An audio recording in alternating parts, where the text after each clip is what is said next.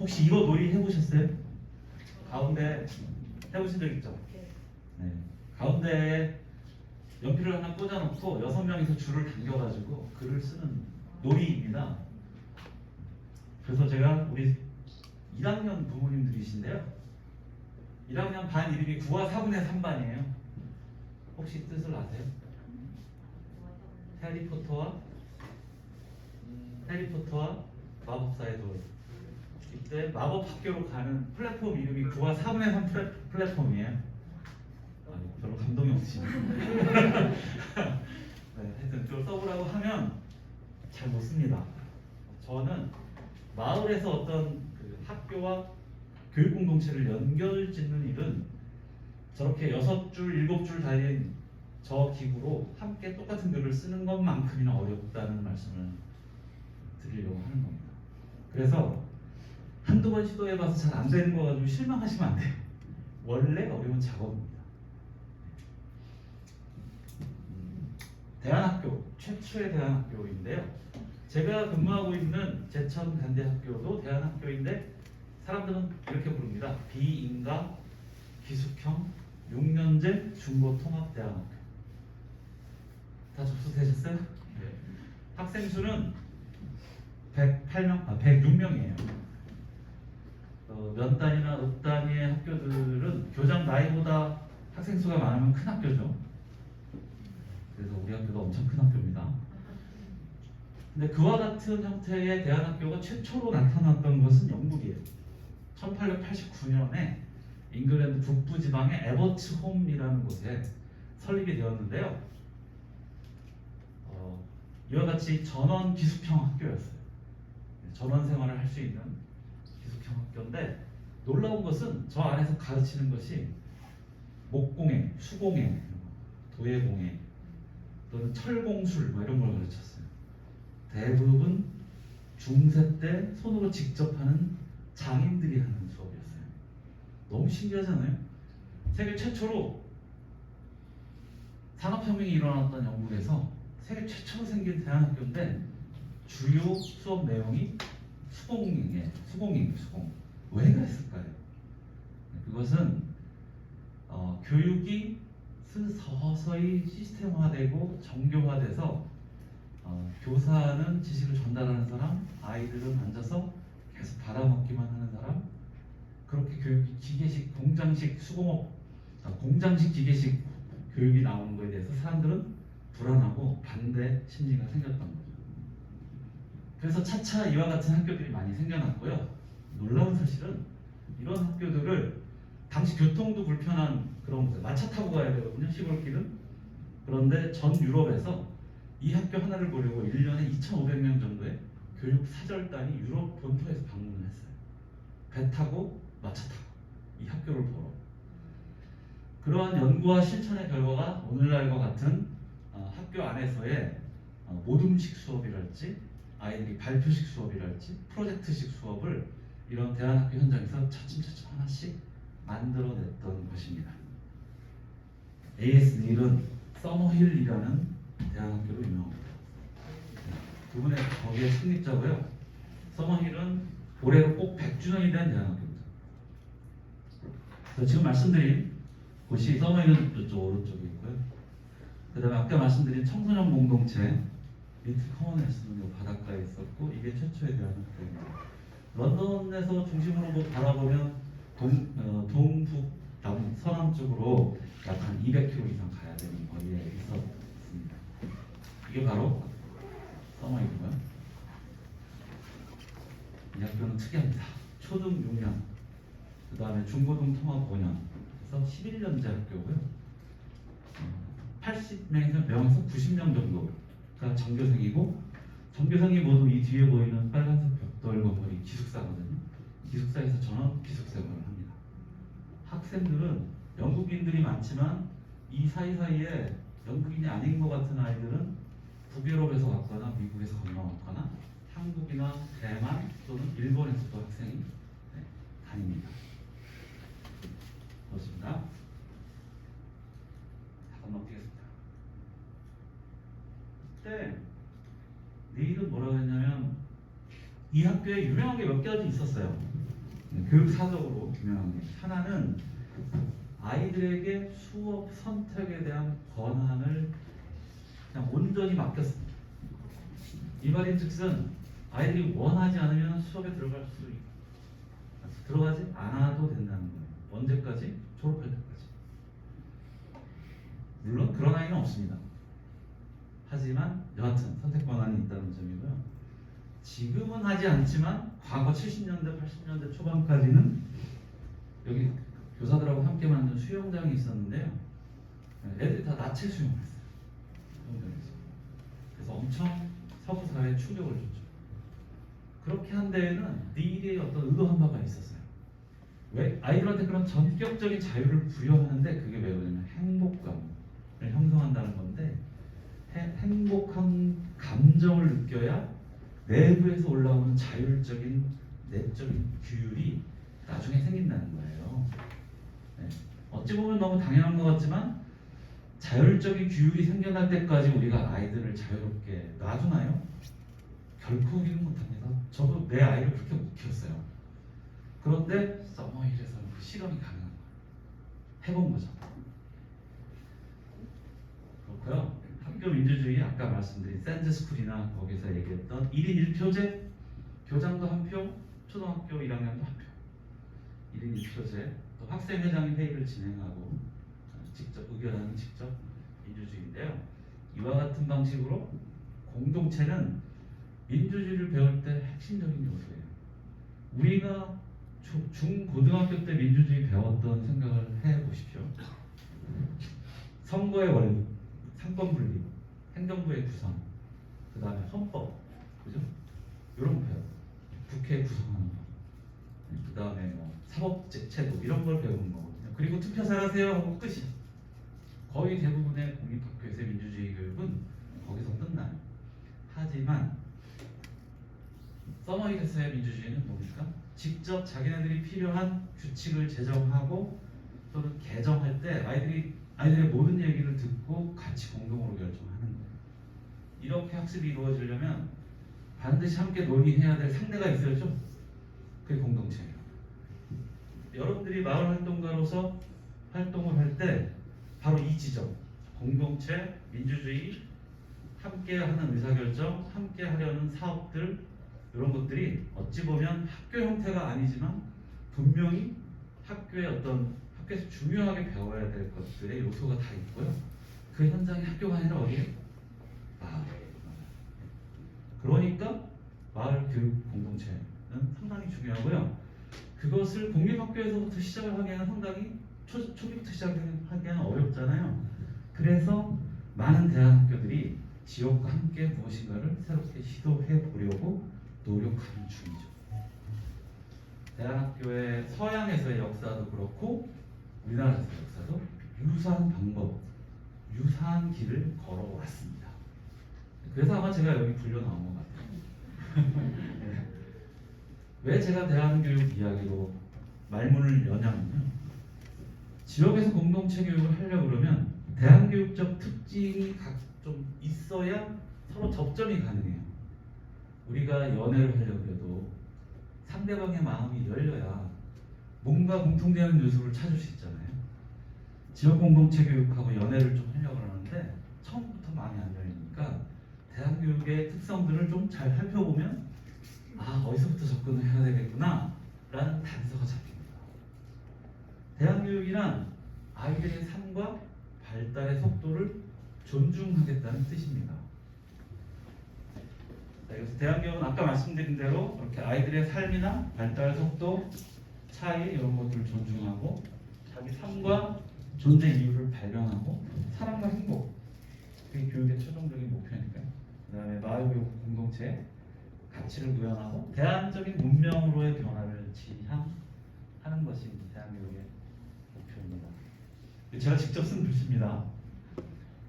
왜 학교에서 아이들은 배움의 주인이 되지 못하는가? 이게 항상 우리 교육자들한테는 숙제입니다. 만약 여러분들이 교사인데 마을 교육 과정이 있어서 뭘 하러 들어가셨어요? 애들이 20명이 앉아 있는데 그중에 12명이 엎어져 있어요. 8명은 눈 뜨고 있고 그 중에 4명은 이어폰 꽂고 음악 듣고 있어요. 4명만 나를 바라보고 있어. 그럴 때 어떻게 하시겠어요? 그런 경우를 매일 당한다면 굉장히 힘들어요. 교사 되는. 교사로서 한번 질문을 던져보는 거죠. 왜 아이들은 배움의 주인이 되지 못하는가? 그것은 이미 다 만들어진 세트장 안에 아이들이 들어갔기 때문에 아이들이 하는 말로 핵 노잼이죠. 그래서 그 아이들을 불러 일으켜 깨우기가 쉽지가 않죠.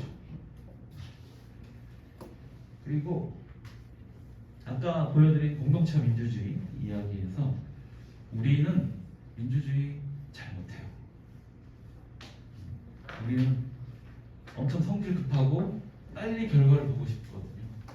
민주주의는 모든 구성원들이 욕망을 투여해가지고 그 욕망을 조정하는 과정을 거쳐야 되거든요.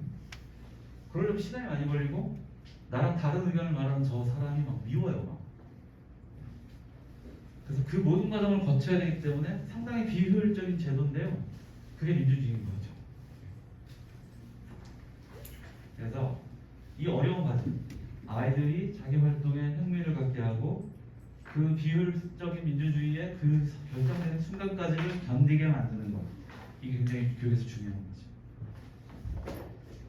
그래서 저희는 그거를 좀 실험해 보려고 학년 구성을 이렇게 바꿔봤어요. 2018년도부터. 저기에 저 편에서 4학년은 고2이고 5학년은 고2고 6학년은 고3입니다. 그러니까 중1부터 고1까지 한 반에 있어요. 그러면 이제 딱 당장 드는 질문이 헐 수업을 어떻게 되냐. 중학교 1학년부터 고등학교 1학년 이렇게 다 모아놓고 그럼 적분은 몇 학년 가르치지? 2차 함수 그래프는 2학년 가르치면 되는데 미분은 몇 학년 가르치지? 이렇게 걱정이 되시죠? 저희가 반을 저렇게 만들어 놓고 그렇게 강의를 하겠습니까? 그렇지 않죠. 이 학년 통합반 아이들은 몇 가지 공통으로 해야 되는 과제가 있어요. 예를 들면 학급 텃밭 농사 함께 짓기. 그 다음에 1년에 한 번은 우리 전체 구성원 한 교사까지 합치면 한 135명 되는데요. 135인분의 점심 식사를 한번 급식실에서 직접 마련해 보기. 쉽지 않죠. 10명이 131분을 한 번에 이렇게 점심을 딱 제 시간에 맞춰서 낸다는 게 쉽지가 않거든요. 그렇게 해보기. 그 다음에 자연체험, 캠핑을 함께 가거나 주변에 눈 뜨면 보이는 게 다 산이잖아요. 산봉우리 오르내리기 아니면 자드락길 걷기 이런 것들을 실시를 하는 거예요. 그리고 학교에서 중요하게 다뤄야 되는 안건들, 예를 들면 아이들한테 민감한 거, 휴대폰 사용 규칙, 그 다음에 외부의 일반 슈퍼에서 파는 일반 음식 섭취 규정, 뭐 이런 건 애들의 먹을거리, 휴대폰 즐길거리를 규정하는 굉장히 중요한 규칙이잖아요. 그런 규칙 제정할 때 100명이 모여서 아까 서머일처럼 또는 샌드스쿨처럼 100명이 모여서 의사표시하려면 중학교 1학년, 2학년 아이들은 쫄려서 말을 못해요. 그죠? 그러면 중1, 2 아이들 의사표현을 어떻게 합니까? 그럴 때 통합반에서 미리 사전에 논의를 하는 거죠. 그러면 1학년, 2학년 아이들도 충분히 익숙한 환경에서 자기 의견을 얘기할 수 있고요. 그 의견을 모아서 반 대표가 전체 회의할 때 가서 의사 전달을 할 수가 있는 거죠. 그러니까 이 작은 단위의 규모에서 형들과 언니들과 함께 어우러져서 의사소통을 할 수 있게끔 만드는 거죠. 그렇게 그 목적으로 이렇게 만들어 보았습니다. 그러면 영영 같은 학년 아이들하고 뭘 못하냐? 또 그렇진 않죠. 저희가 또 교육과정 그러면 가장 중요한 게 균형이거든요. 균형, 밸런스. 6월 한 달은 3주에 거쳐서 같은 학년 아이들하고 공통의 학년 프로젝트를 합니다. 그래서 이것들에 대해서 세세히 말씀은 드리지 못하겠는데요. 1학년은 간대에서 둥지틀기인데 주요 활동 무대가 제천, 단양, 충주예요. 2학년은 연극을 통해서 너와 나를 알아가는 과정인데 2주 내내 밥 먹고 연극하고 밥 먹고 연습하고 밥 먹고 대본 쓰는 연습하고 밥 먹고 연습하고 그래서 2주 만에 멋진 작품 하나를 부모님들 초청해서 올리거든요. 네. 그 화천에서 합니다. 3학년은 제주도로 가고 4학년은 그 해당 연도의 주제가 뭘로 잡혔느냐에 따라서 그 해당 주제와 관련된 도시를 가죠. 이 모든 것들이 학교가 놓인 제천시 덕산면에서 이루어지는 게 아니고 어딘가의 다른 현장으로 가서 이루어집니다.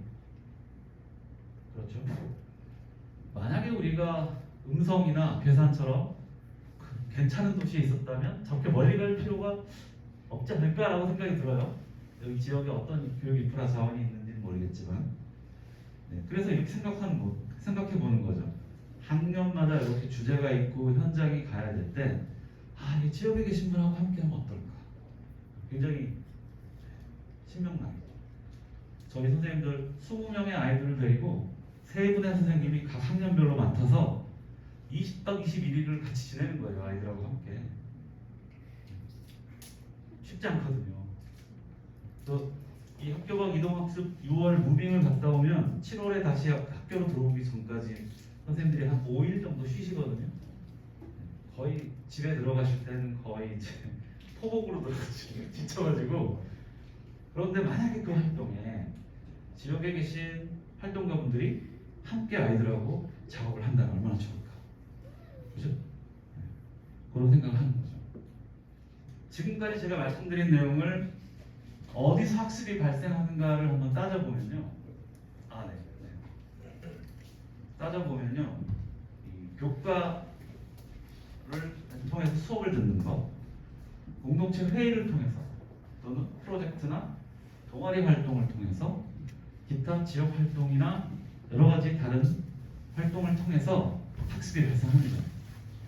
아까 말씀드린 대로 졸리지 않고 지겹지 않고 내 학습에서 내가 주체가 되는 그것은 책상에 딱 앉혀놓고 국가에서 정한 지식을 시험을 잘 봐야 된다는 강박관념에서 하는 것보다 훨씬 나은 거죠.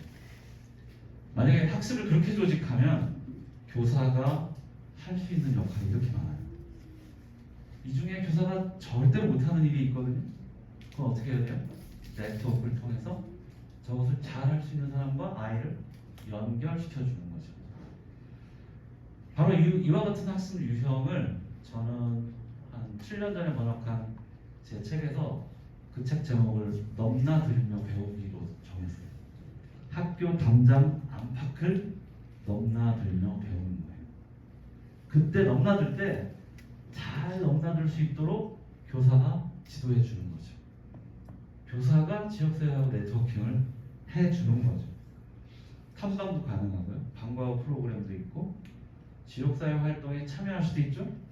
독립적으로 연구를 수행하거나 동아리 활동을 하거나 지역사회 대학하고 연결시켜주거나 문화행사하고 연결시켜줄 수도 있습니다. 실제로 우리 학교의 6학년 과정은 고3이죠. 1학기 때 4개월 동안의 인턴십 과정을 실행합니다.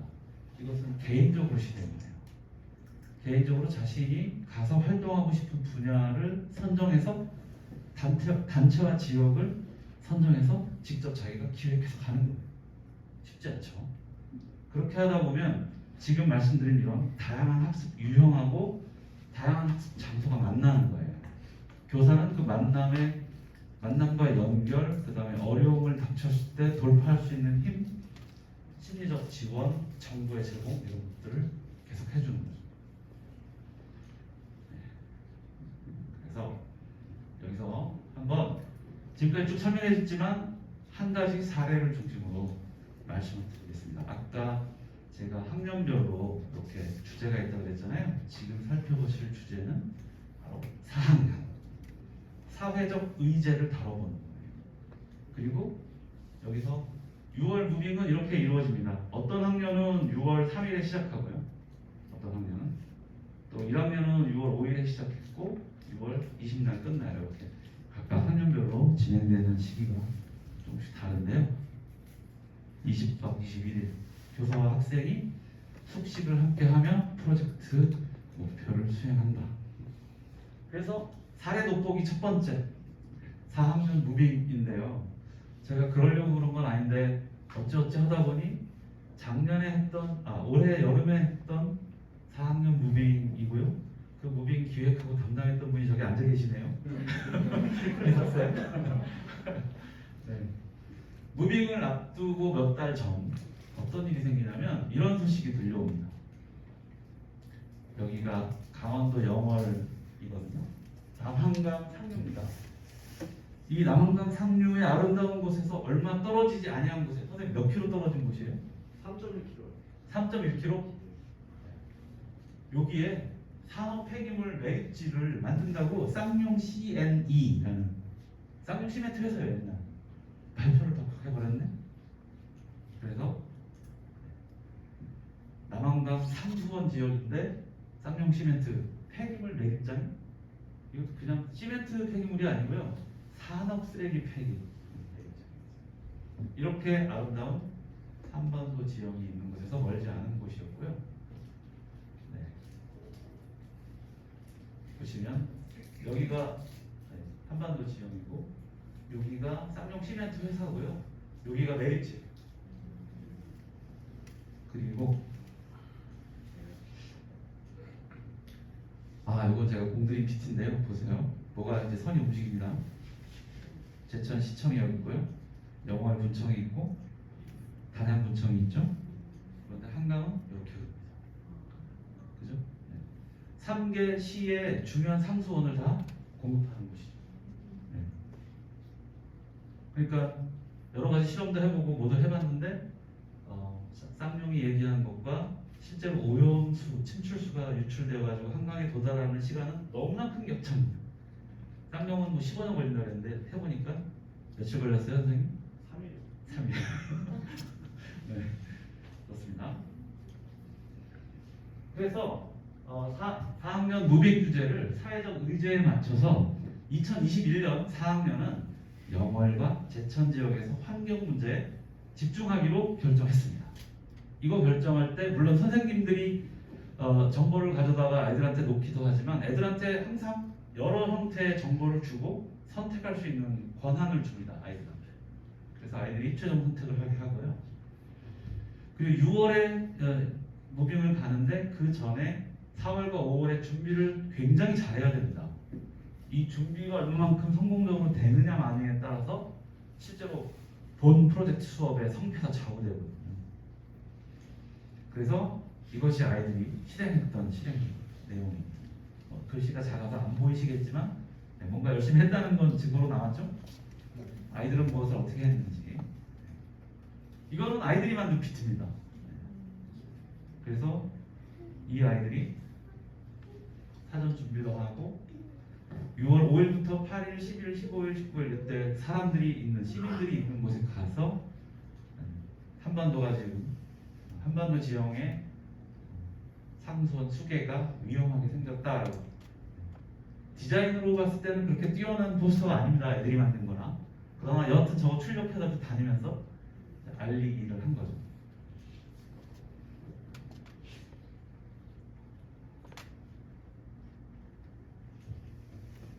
아이들이 걸개 그림 작업하는 장면이고요.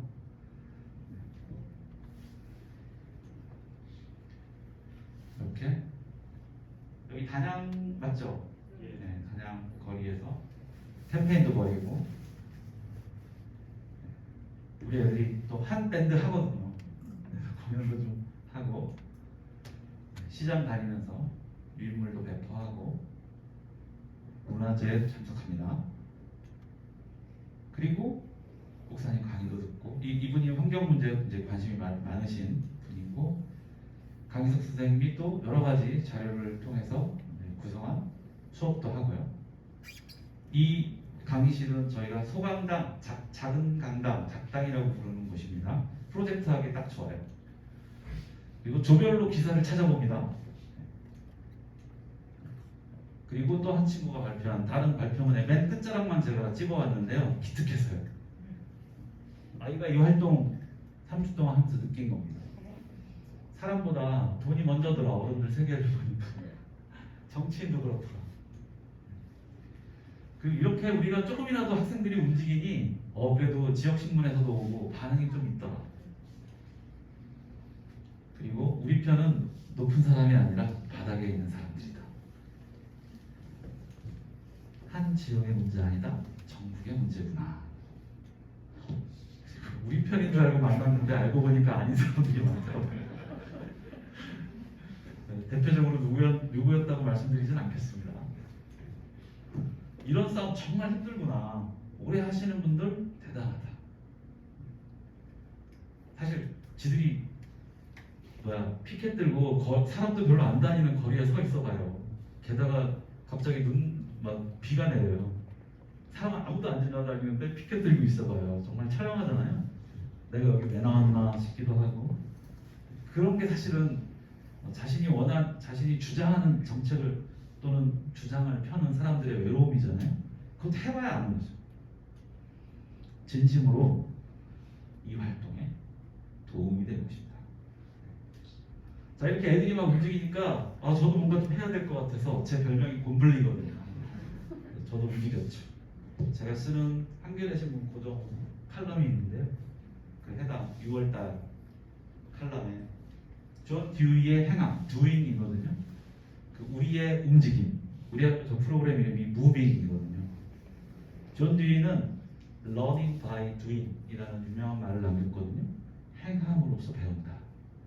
그래서 그런 내용을 좀 썼는데요. 궁금하신 분은 나중에 검색해서 보십시오. 학생 참여 소감을 보면요. 뭘 볼까요? 몇 가지 제가 가져왔는데 요거 하나 봅시다. 워낙 북적거리는 인파를 견디기 어려워하고 초면이라면 절대 상대에게 먼저 말문을 열지 못하는 성격인 내가 유인물을 돌리는 것이 처음인데도 지나가는 사람들에게 말을 건네며 대면하거나 쓰레기 매립장 반대 시위를 위한 춤을 추는 모습 등을 회상해보면 다음에도 그런 용기가 다시 생길 수 있을지 싶기만 하다. 덧붙여 유인물을 돌릴 때 그냥 지나쳐가는 사람들이 있더라도 처음엔 다소 뻘쭘하다가 예상보다 금방 아무렇지 않아 했다. 솔직히 나는 용기 내서 유인물 돌린 것보다 이 부분이 더 대견스럽다. 아주 소심한 아이였나봐요. 저 이거 누가 썼는지 몰라요. 쓱쓱만 아는데 이런 거거든요. 사실 배움이라는 거. 저거를 말로 할 수 있겠습니까? 야 곰블리, 내가 얘기하는데 너 예를 들면 수원이라고 합시다. 수원아, 너 사람들 만나서 뭐 얘기할 때 부끄러워하면 안 돼. 응? 너 괜찮은 놈이니까 절대 부끄러워하지 마. 응? 약속. 하면 얘가 부끄러움이 사라지나? 안 돼요. 안 되는 유인물 가지고 사람 안 다니는 시장거리에 서서 좀 겸연쩍음을 무릅쓰고 해봐야 아는 거. 해봐야. 그 굉장히 중요한 학습 경험. 이런 참여 소감들 보면 확실히 어디에서 교육이 발생하고 또 이런 경험 자체가 교육은 아니거든요. 저 경험을 또 다시 반추해보고 정리해보고 발표해보고 하는 과정을 다시 한 번 더 봤거든요. 학교로 돌아와서 그 과정에서 진짜 공부로 쌓이는 거예요. 자기 공부로. 우리 아이들이 일반 공립학교에서 배우는 아이들보다 지식의 총량은 훨씬 적습니다. 당연하죠. 저렇게 많이 시간이 걸리는 공부를 하니. 하지만 아이들이 어떤 문제의식을 어디서부터 출발해서 어떻게 찾아내서 어떻게 그 문제에 대한 해답을 구하는지는 조금 알게 돼요. 조금. 그리고 아이들은 그러한 희미한 단서를 가지고 다음번 질문 앞에 서게 되는 거죠. 그게 중요합니다. 우리가 많이 가르칠 수는 없어도 어떻게 내가 평생을 배우면서 살아가지에 대한 답은 좀 줄 수 있는 거죠. 해보지 않으면 잘 몰랐을 뻔한 답. 그래서 이 learning by doing, 이것의 의미가 이런 거예요. 학교 바깥에서 직접 경험을 하거나 그 경험을 통해서 강렬한 영향을 받고 질문을 던지고 이것을 내면화해서 새로운 공부가 촉발되면 어떤 아이는 이렇게 이론 학습으로 넘어가고요. 어떤 아이는 또 다른 직접 경험을 다시 한번 반복해서 합니다. 그 사이클이 어떻게 돌아가든 상관없이 저 사이클을 자기 내면 의식에서 돌릴 수 있겠다 싶은 아이들은 어떤 아이들이냐? 공부를 혼자 이제 하는 아이들. 고등학교 1학년 무렵이면 충분히 이 정도 사이즈의, 이 정도 심각성 정도의, 이 정도 활동을 소화할 수 있는 프로젝트를 수행할 수 있습니다. 뛰어난 아이만요? 아니요. 그 어떤 아이라도. 우리 교육의 문제잖아요. 그 별로 차이 안 나는 아이들을 열심히 교과 내용을 가르쳐서 시험을 엄청 어려운 문제부터 중간 문제 또 점수 주는 문제까지 막 섞은 다음에 시험을 치게 해서 그 차이 격차에 따라 누적 기록을 하고 그 차이 격차에 따라서 대학의 순서를 정해서 보내는 거예요. 그것은 모든 아이가 참여하면 모두 함께 배울 수 있는 교육의 기회를 경쟁을 통해서 박탈시키는 거예요. 저는 그런 교육 필요 없다고 생각해요. 그래서 어떤 학교가 됐든 저희는 이렇게 하고 있습니다.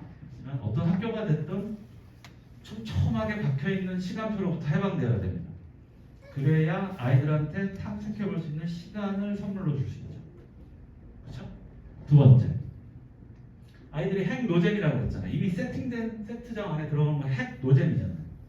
하지만 영월제천 단양의 그런 거리와 시장과 또는 매립지, 예정지와 또 강가와 거기서 열심히 싸우면서 자기 어떤 그 환경권을 지키려고 하는 한 농부의 애절함 안에서 새로운 걸 발견하는 거죠. 그걸 발견한 사이는 졸릴 틈이 없어요. 또 핵 노잼일 이유도 없어요. 그러나 상당히 중요한 내용을 배우죠. 뭡니까? 공간을 탈출함으로써 얻어지는 자유. 학습 내용을 자기가 선택해서 조직할 수 있는 자유가 얻어지죠. 또 하나, 아이들의 정신세계에 반영할 수 있는 우리 의식 바깥의 또 다른 세계하고 만나는 거예요. 교육은 다른 세계, 다른 사람과의 만남입니다. 그 만남이 없으면 매개체 있잖아요. 교육이 발생하기가 되게 힘듭니다. 그 살아있는 세계를 아이들한테 제시해 주는 거죠. 그래서 이 시간, 자유, 세계를 어떻게 결합하도록 해줄 것이냐가 요 요소만 잘 엮으면 굉장히 훌륭한 교육과정이 탄생합니다. 원리는 아주 간단해요. 마찬가지로 이 사례를 여러분들의 지역 활동에 한번 적용을 시켜보세요. 여러분들이 하고 있는 전문 분야가 있잖아요. 저는 잘 모르지만 뭐 비즈 공예를 할 수도 있고 아니면 수채화 전공이신 분도 있고 또 어떤 분은 카드놀이로 전공을 하시는 분도 있고 어떤 분은 문화 해설사로 참여할 수도 있잖아요. 그럴 때 아이들의 학습 경험을 어떻게 조직할 것인가 세 가지 요소를 잘 구성하시면 아이들은 절대로 핵 노잼이라는 소리 안 합니다. 그래서 제가 이러한 우리의 교육 과정을 어떤 언어로 담을 건가 고심을 하던 차에 제가 9월 말 10월 초에 외국에서 하는 컨퍼런스를 어찌어찌 가게 됐는데요.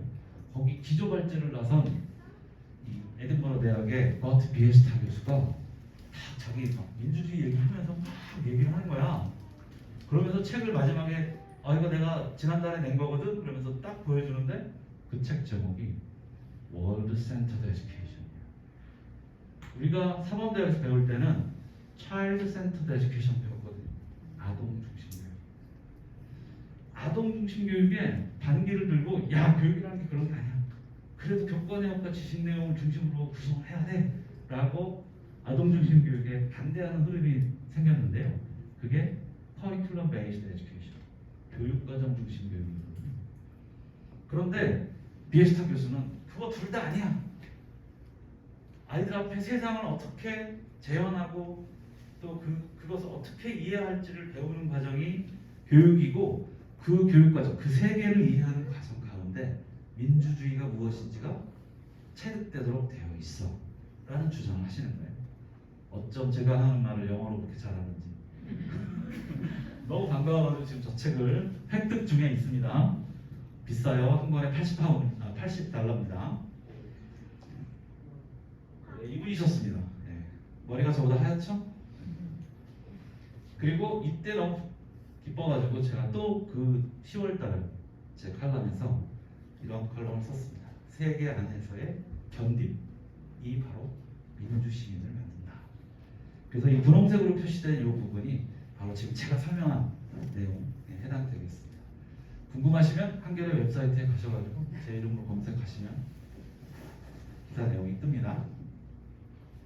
그래서 가만히 이렇게 놓고 보면요, 세상은 공부할 것 투성입니다. 우리 아이들이 탐색할 수 있는 세계가 많아요. 인터넷 게임 셧다운 제도, 애들 불만이 많죠. 청소년들의 성과 사랑, 왜 청소년들은 성이 없는 것처럼 돼야지? 그다음에 유엔 어린이 청소년 권리 조항 지키기 뭐 등등등 그죠? 이 새가 엄청나게 무거운 모루라고 하죠 모루. 네. 철공하는 사람들이 밑에서 새딱 올려놓고 땅땅 두드리는 저 모루를 메고 나는 모습인데요. 택도 없죠. 네. 그림에서만 가능하죠. 하지만 우리가 누리고 있는 상당수의 많은 어떤 인권이나 민주주의, 자유 이런 것은 바로 저 정도 새가 저렇게 무거운 쇳덩어리를 메고 나는 듯한 고통을 겪으면서 만들어진 것입니다. 네. 한 가지 더 말해야 되는데 벌써 8시가 다 돼가는데 여러분들 안 필요하세요? 계속 가도 괜찮겠습니까? 네. 사례니까 빨리 건너뛰고 마무리 지을게요. 네. 저희들의 목표입니다.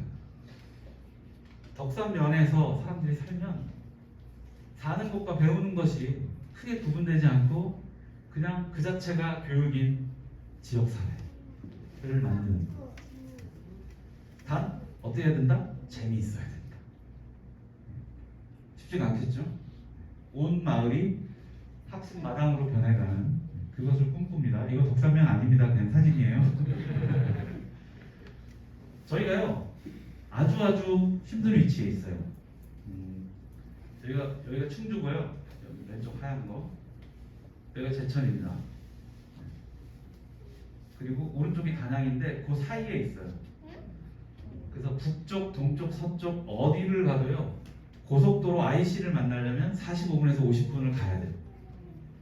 진짜 인더 미들 오브 노웨어 아무도 없는 지역에 뚝 떨어져 있는 학교입니다.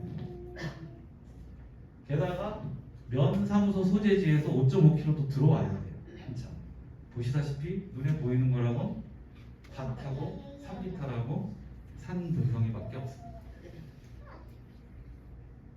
거기에서 사단법인 간디공동체가 제천간대학교하고 또 마을에 있는 여러 주민공동체하고 방과후 센터인 꿈터 그리고 성인들을 위한 그 비정규 교육 프로그램인 삶의 전환학교 아주 지금 초기 단계입니다. 이렇게 한번 해보려고 발버둥 쳐봤습니다. 아까 말씀드린 대로 아이들은 통합반에서 1~4학년에서 기본적으로 학습 능력 키우기, 사람들하고 잘 지내는 방법 익히기, 체력을 단련하고 또 문화예술과 관련된 교과, 심성 키우기 등등등 기본적인 학습을 하고요. 이것을 바탕으로 고등학교 2학년, 3학년 때는 마을과 학교를 넘나들면서 배울 수 있도록 자기 학습 과정을 조직하는 그런 형태로 구성이 되어 있습니다. 마을에서 하는 분들의 활동도 만만치 않아요. 코로나 이전에는 이렇게 매달 외부 인사를 초청해서 강연을 듣는 주막학교를 열었고요. 여기서 이제 강사분이 강연 끝나고 이제 가시면 여기 공부하던 테이블은 바로 이제 술안주가 올라가는 테이블로 바뀌죠. 이름이 주막학교니까요. 이 건물하고 근처에 있는 땅들은 사단법인 간디공동체가 소유하고 있는 땅이고요.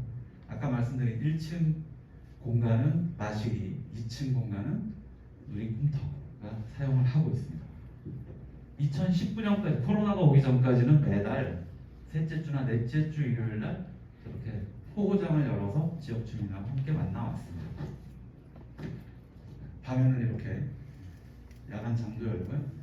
아까 말씀드린 그 마실로 들어가면 도서관도 있습니다. 이 도서관도 그냥 다 여기에 주민들이 운영을 하고요. 이 도서관 운영 주체는 까사모라고 합니다. 멋지게 보이죠? 까딱하면 사서가 될 뻔한 사람들의 모임.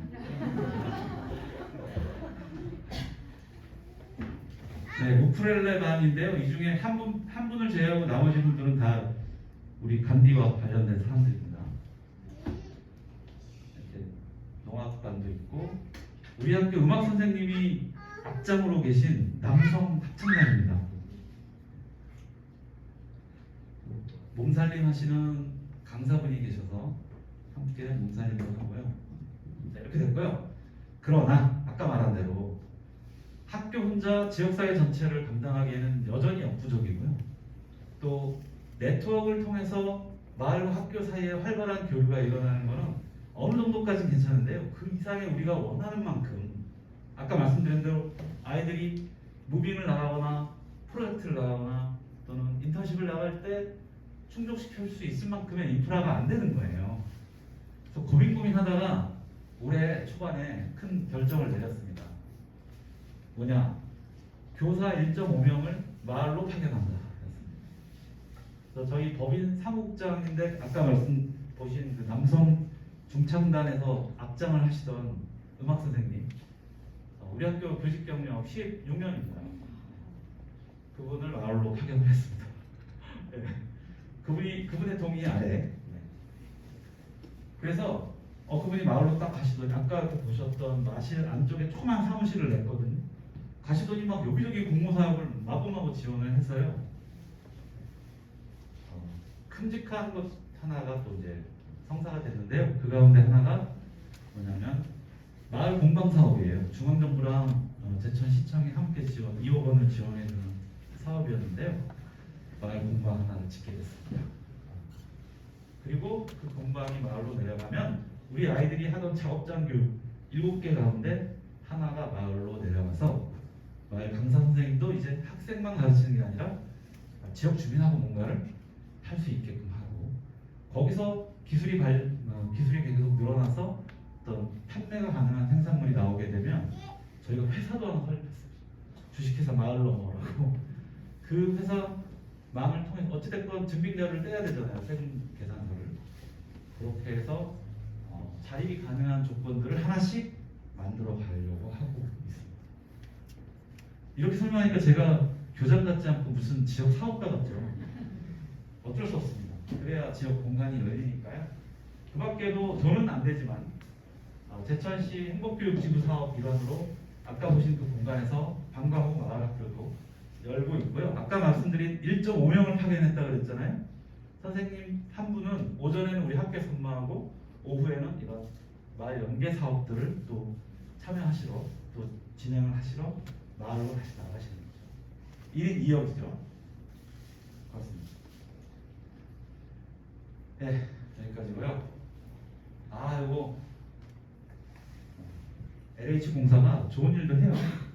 이거 뭐냐면 지역의 사람들이 정착할 수 있도록 집을 지어주는 거예요. 집을 짓는 주체는 우리인데 집 짓는 돈도 빌려주고 나중에 집을 다 지으면 그 집을 LH공사가 통으로 감정평가를 해서 사주는 겁니다. 그러면 소유권도 안 떨어지는데 왜 관리공동체는 왜 그래? 뭐 할 건데 거기서? 관리공동체는 뭐를 받냐면 그 공동주택을 운영할 수 있는 운영권을 갖습니다. 그래서 여기 이런 집이 생깁니다. 18가구. 바닥 면적은 1200평. 원래 부지는 비탈진 과수. 그 비탈진 경사면을 그대로 이용해서 공동으로 이용할 수 있는 60석짜리 마을 영화관 내지는 집회소까지 공동 작업장을 설계를 했습니다. 이렇게요. 거창하죠? 그러나 공모에서 떨어졌습니다. 설계 비용 1,100만 원 날릴 뻔했는데 다행히 사회주택 전문으로 도와주시는 설계사여서 이번에는 그럼 설계비는 안 받을게요 이렇게 해서 잘 협상이 마무리됐는데요. 제 속은 막 지금 썩어 들어갑니다. 엄청 너무 중요하거든요. 여러분들 지역에 계시니까 잘 아시잖아요. 지역으로 청년들이 넘어오려면 너무 얼마나 조건을 우리가 마련해줘야 되잖아요. 살 곳, 그 다음에 일할 곳. 왜 작업장이겠습니까? 그 해당 분야에 관심 있는 청년들이라면 이 20살에 우리 학교 졸업하고 이런저런 경험 쌓느라고 대도시에 나가서 한 10년 살아봐요. 자 보세요. 200만 원을 받았어요. 초임. 그 중에 단칸방 하나라도 서울에서 웬만한 데 빌리려면 월 60만 원은 내야 돼요. 그거 내고 교통비하고 밥값하고 어쩌고 하면 서울 생활 한 10년 해봐야 남는 게 없습니다. 그러면 이제 30살 때쯤 되면 고민이 되죠. 나 이거 어떻게 살아야 되지? 그래도 내 뼈와 살이 큰 덕산면에 뭐 없을까? 살펴보는데 자기가 살만한 조건이 되면 내려올 수 있는 거죠. 시골 마을에서 사람 한 명 한 명이 얼마나 귀합니까? 저는 그거 알거든. 그 귀함. 사람이 오는 일은 어마어마한 일이거든요. 우리한테 오는 일은. 그래서 제가 이따위 것에 제가 실망할 줄 아십니까? 또 합니다. 네. 후년에 또 할 거예요. 내년에 안 되면. 왜? 이렇게 해서 마을의 공간을 찢어서 열어놔야 그래야 뭔가 해볼 수 있는 틈새가 생기더라고요.